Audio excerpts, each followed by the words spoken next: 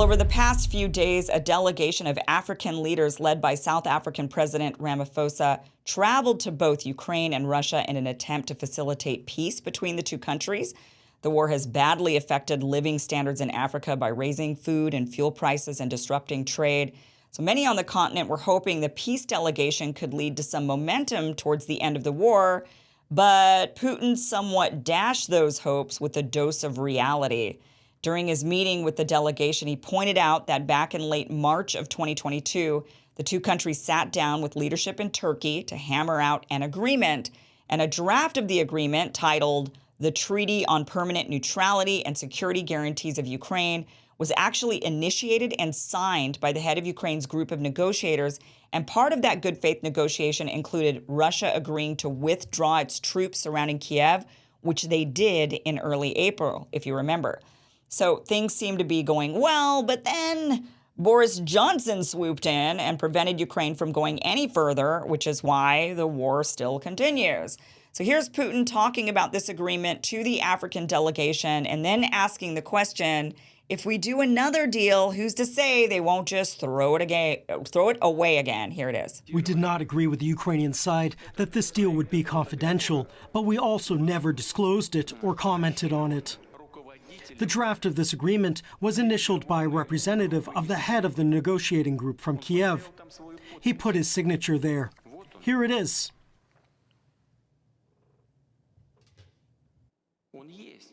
It's called the Treaty on Permanent Neutrality and Guarantees for the Security of Ukraine.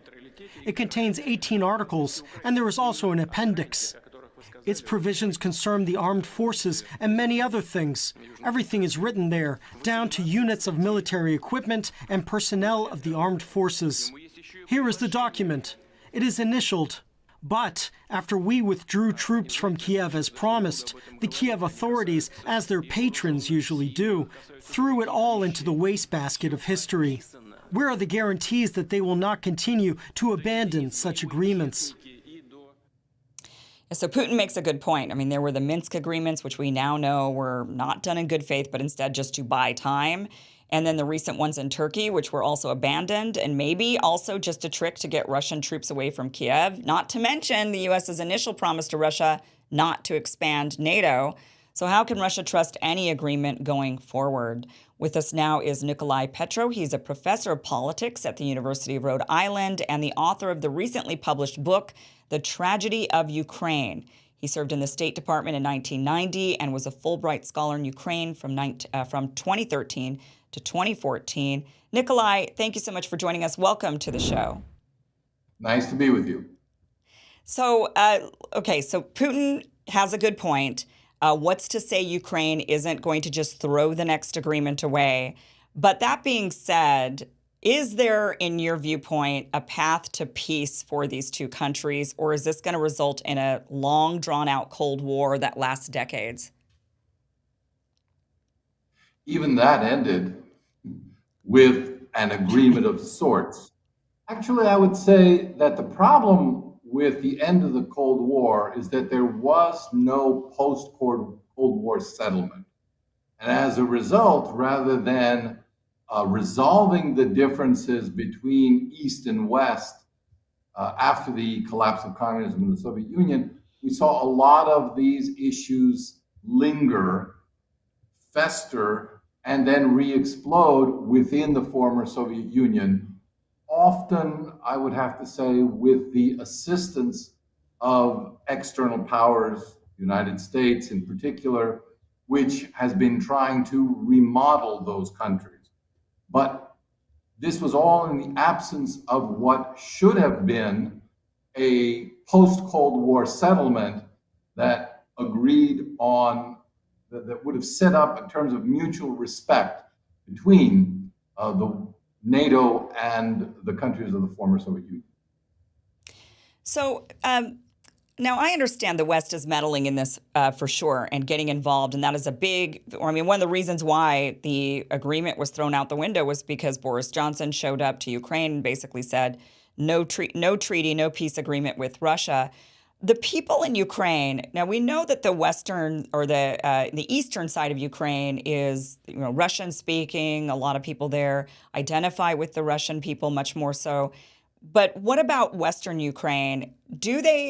Why would the people, want to side with the West versus wanting to make peace with their neighbor right there, Russia, a big powerhouse right on their border?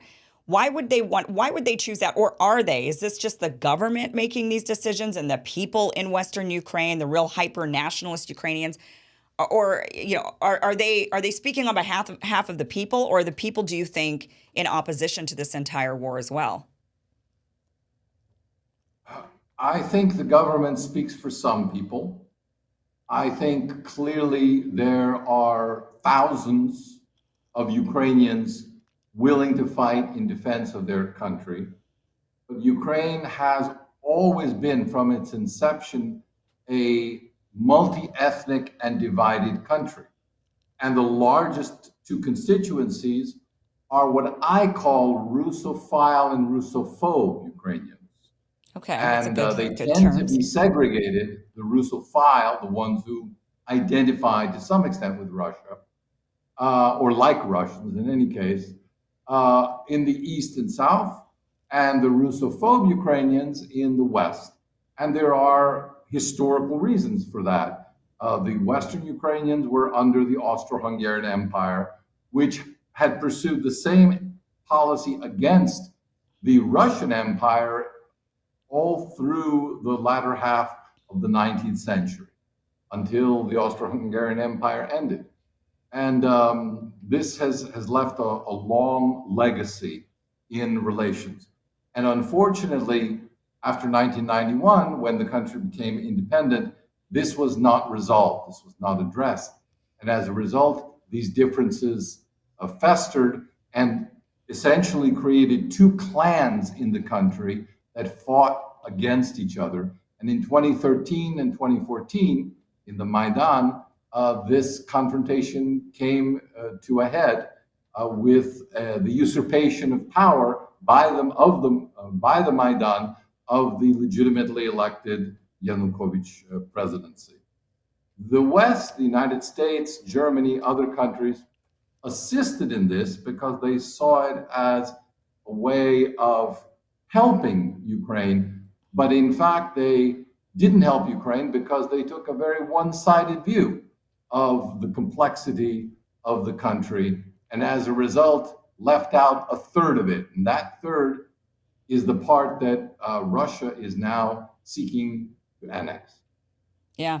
So why do they even fight for it? I mean, why are the Russophobes even fighting for the Russophile areas of Ukraine? Why not allow it to split? I mean, in 2014, then the Donbass started fighting back and it became a civil war. Why not just let it go and let them become independent? Why even fight for them? There have been a lot of Ukrainian politicians who have argued that since 1991. Perhaps most famously, the president at the time of the first Maidan in 2004 has voiced the view that it might indeed be better to allow those who don't want to be part of Ukraine, don't feel close to Ukraine, to go their own way. The problem, I think, has been Ukrainian nationalism, which doesn't want the people, but it wants the territory. Okay. So it's about the land itself because of the importance of the The land. land, the resources, this is sort of a historical patrimony. We've seen this fight over and over and over again in the world, in Yugoslavia, Yeah. in the Middle East. Why should Ukraine be really any different? Right. So do you think the goal of the Russophiles, or I mean the Russophobes, is to push the Russophiles out of the country and take over those regions? Is that That is ultimately the what they're law. that is So there's legislation currently on the books that stipulates that in the transition period after Ukraine reabsorbs Crimea and Donbass, those regions will have to be filtered, and the loyalty of the local population, every member of the local population, 2 million in Crimea and probably twice that many in the Donbass, rebellious Donbass region, will need to be tested for loyalty. And based on that, some of them, perhaps as many as 500,000, will have to be deported. Wow. And here we are supporting that. Wow. Okay. Let's talk about now if this war does end. I mean, eventually all wars end at some Right. point. Is there a way for these two nations, Russia and Ukraine, to repair and to be like brothers again? I mean, there's this constant sentiment that Putin puts out there that Belarus and Ukraine and Russia are the three brothers. Will it end up going back in that direction, or is this just sort of a death nail for that relationship? Never say never is a valid historical motto. If you look at the conventional wisdom before World War II, the relations between France and Germany, everyone knew, every political analyst knew, they would have to be in contention because they are two rival nations in the middle of Europe. A lot of people predict the same between Mexico and the United States, Ireland and England or Great Britain. But as we have seen and been reminded recently by the was it the 60th anniversary, I think, of President Kennedy's famous speech at American University. And one of the things he said there very memorably was that we can't predict relations with other nations. They may seem to be our enemies now, but history will no doubt change our perspective, and we should be open to that possibility always. So you wrote this book, The Tragedy of Ukraine. You wrote this you finished the book before the invasion, is that right? Yes. About a year before. Did you see this coming? No.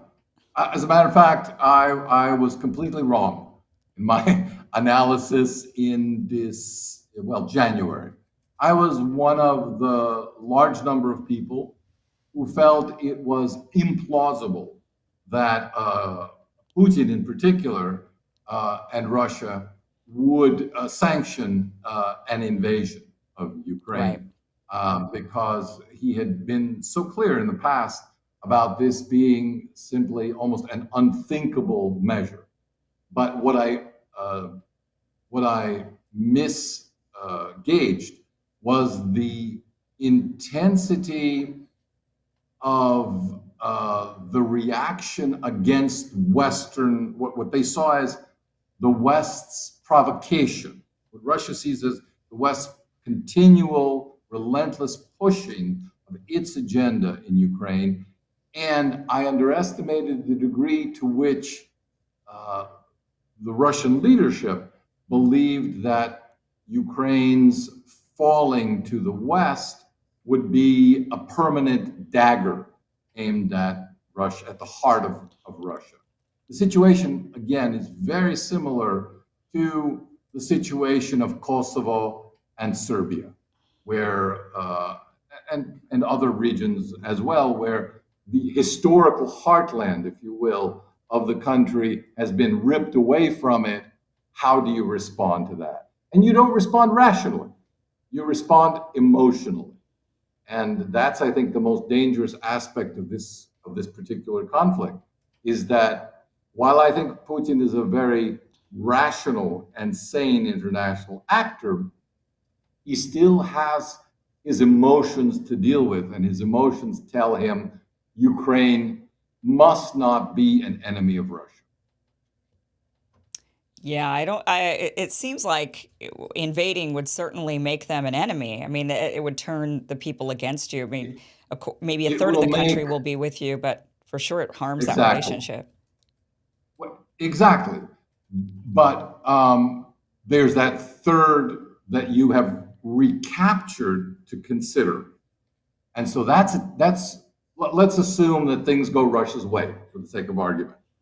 What Putin has then accomplished is he's gotten what he didn't have before, much more. He has a stable land bridge all the way to Crimea, which, of course, Ukraine did in fact cut off both its electricity supply and water supply.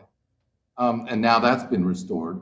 So Russia has room to grow. Meanwhile, the part of Ukraine which was never friendly historically to Russia becomes much weaker, becomes a rump state, and Putin does not have to really worry about that. Essentially becomes Greater Poland. Right. And Russia's already learned to live, if you will, with Poland.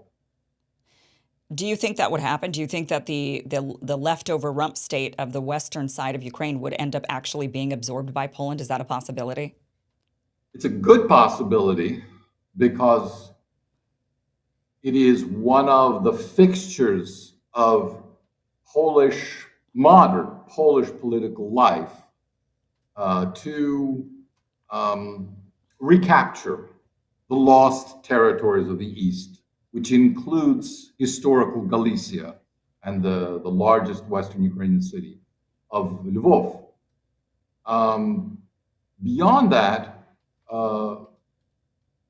the current administration in Ukraine has assisted in this, has facilitated this, already equalizing the local rights of Polish residents and Ukrainian citizens in contemporary Ukraine. That creates a very strong impetus for Polish interests to expand in that area. Wow. So we may see in the coming maybe decades Ukraine really not existing. Well, I don't know if I'd go that far. I think some sort of Ukrainian state is likely to continue. States can continue not necessarily as independent countries, but as affiliates, as autonomous regions. There are a number of different ways to imagine relations between two distinct political communities. But I think there's no way that I can see around the conclusion that Ukraine will be a much smaller and weaker state than it was when it achieved its independence in 1990. So in the end of all of this, Ukraine loses. This is no matter what, or what scenario do they win? Is there a scenario where they win? Because that's what the West continues to push for, is that this isn't over until Ukraine wins. Well, what would that even be? How could that even be? I would really love to know that because when I hear Western politicians use those words, they never define it. And since I can't imagine such a scenario, or I just can't, my imagination fails me. Yeah. I just don't know. What I suspect is that in an election year, the administration will define whatever happens in Ukraine as some sort of victory for America. Mm-hmm. And then you can just sort of write your own script as to how that will look. People will go, yeah, sure. Or they'll buy it, At least it'll get a lot of play in the press. But Right. other people will look at that like the counteroffensive and go, what happened? Yeah. Where's the beef, so to speak? Yeah, what we do here is people say Ukraine wins when they gain all the land back, plus all of the land they lost in 2014. So they want to reabsorb Donbass, they want to reabsorb Crimea. Let's just imagine a world where this happens. Some way, somehow, Russia's no longer in the region entirely. Ukraine gets complete control over all of the land, even all the way back to the 2014 borders. What about the people that are in those regions? As you mentioned, there's laws that say you're going to be basically filtered out. You're going to be deported. Do you think that those people in those regions would accept a Ukraine government at this point going to the future? Hard hard to see that happening. And one of the reasons I have argued in my latest talks, which I've been doing here in Europe, is that a Ukrainian victory where they recapture those regions and the population really just not just restores the territorial integrity, it restores all the problems that Ukraine had that led to the current war. So it's no solution at all. Yeah, it just seems there would be uprisings, resistance, revolts. Well, yeah, I mean, after a war, you don't want to go fight again. There's actually a Russian saying that after a fight, you don't, wave your fists around. So people are going to settle down for a while, but then the question, this is why I wrote in my book, I added a lot of history and context. I said, well, history doesn't end with this generation. If you don't resolve the problems that this generation faces, your children will reenact them. They will find them again. They will raise the same issues. And the reality is that Ukraine is in a neighborhood dominated by Russia. So it has to learn to live peaceably with Russia. And peaceably means accommodating, at least to some extent, to Russian interests. There has to be a mutual accommodation. There has to be a mutual dialogue between the Russian and Ukrainian elites. Yeah. But part of that apparently needs to be hashed out on the battlefield before they can sit down and talk like normal human beings. Well, you bring up some really fascinating things to think about, quite honestly, and a potential direction for the country that I didn't really imagine, which is Poland and Russia basically somehow taking control of much of what is now Ukraine. It's happened a lot. It's happened often enough in Polish and Ukrainian and Russian history over the last 300 years. Yeah, Partitions. and Ukraine is, at this point, a very new country, new independent country, 30 years old? Arguably, Yeah, yeah. so very interesting. Thank you so much for joining us. Really appreciate it. My pleasure. Yeah, just trying to get we're hoping for peace at some point. We're hoping to end this conflict at some point. Definitely don't want to see any more lives lost. That is for certain on either side of this war. So thank you so much for joining us. I like Prime Minister Modi, Indian Prime Minister Modi's recent comments to the Wall Street Journal, where he said, "We are not neutral. We're for peace." An interesting point. You actually have to work for peace as hard as you ever do for war. Yeah, it makes a lot of sense. Thank you so much for joining us. Thank you. Let me tell you about Genucel. Genucel is an amazing skincare line that has upgraded their most popular package to feature their top-selling deep firming vitamin C serum plus ultra retinol moisturizer with natural retinol alternative. And right now you could take advantage of this limited time package upgrade for 70% off when you use the special code Kim when you go to genucel.com/Kim. And I've been using Genucel after I saw someone and they had the best skin that I've ever seen. This is a true story. They had absolutely beautiful skin. Asked her, "What are you using?" She said Genucel, and so I was thrilled when they decided they wanted to sponsor the show because I do believe it is a really great product. I've been using it now for a couple of months. I really do feel like my skin is more supple. I do feel like I have fewer wrinkles. Just try to guess my age. So Genucel's secret is a family recipe. They've had this for over 20 years. It makes it safe for all skin types. It's perfect for both men and women.